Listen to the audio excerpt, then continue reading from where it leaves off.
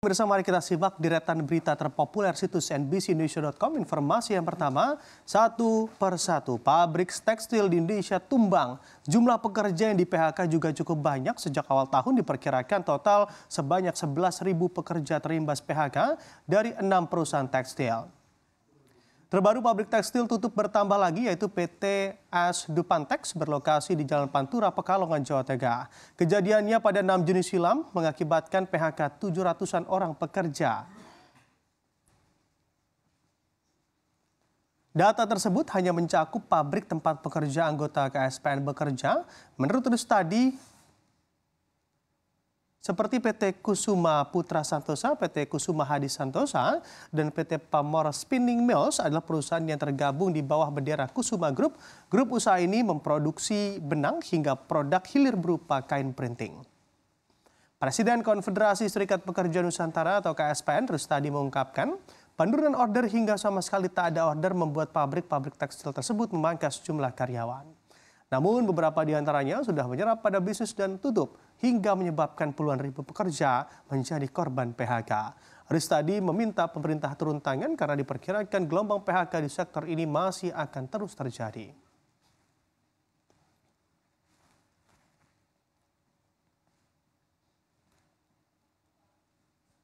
Dan kita ke informasi selanjutnya, di mana ormas keagamaan di Indonesia tak sepenuhnya mendukung kebijakan pemerintah, khususnya perihal pemberian secara prioritas wilayah izin usaha pertambangan khusus atau WUPK.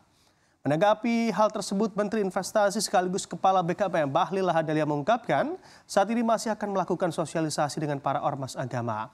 Dari catatan CNBC Indonesia, ada beberapa ormas agama yang menolak pemberian IUPK seperti Persekutuan Gereja-Gereja di Indonesia atau PGI, Konferensi Wali Gereja Indonesia atau KWI, dan Huria Kristen Batak Protestan atau HKBP. Selain itu, ormas Islam seperti Muhammadiyah sepertinya tidak ingin tergesa-gesa dalam mengambil tawaran tersebut. Adapun lahan tambang yang diberikan kepada ormas keagamaan merupakan lahan bekas ex PKP 2B yang kontraknya telah berakhir. Bahlil mengatakan nantinya jika IUPK tidak diambil oleh ormas, pemerintah pun tidak akan tergesa-gesa untuk melakukan pelelangan kembali.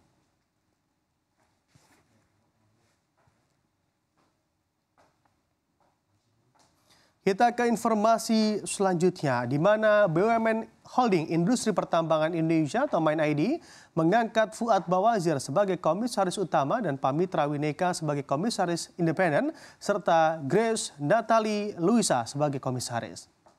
Hal ini ditetapkan dalam rapat umum pemegang saham tahunan perseroan pada Senin 10 Juni 2024. Fuad Bawazir merupakan mantan Menteri Keuangan RI yang juga pernah menjadi anggota DPR untuk periode 1999 hingga 2004 dan periode 2004 hingga 2009. Sedangkan Grace Natalie sebelumnya merupakan pendiri Partai Solidaritas Indonesia atau PSI, yaitu partai yang saat ini diketahui oleh putra bungsu Presiden Joko Widodo, Kaisang Pangarep. Jabatan terakhir Grace di partai tersebut adalah sebagai Wakil Ketua Dewan Pembina PSI.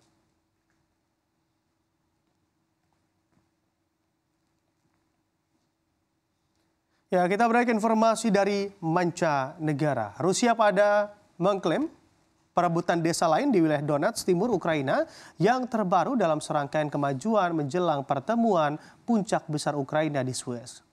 Setelah hampir setahun mengalami kebuntuan, Ukraina terpaksa meninggalkan puluhan permukiman di garis depan pada musim semi ini, dan pasukan Rusia memiliki keunggulan signifikan dalam hal sumber daya manusia dan tenaga kerja. Kementerian Pertahanan Rusia mengatakan pasukannya terus maju ke dalam pertahanan musuh dan membebaskan permukiman Staromayorsk yang terletak di barat daya kota Donetsk yang dikuasai oleh Rusia. Hilangnya desa tersebut merupakan pukulan simbolis bagi Kiev karena wilayah tersebut merupakan salah satu dari sedikit wilayah yang berhasil direbut kembali oleh Ukraina di tahun lalu melalui serangan balasan yang kurang maksimal.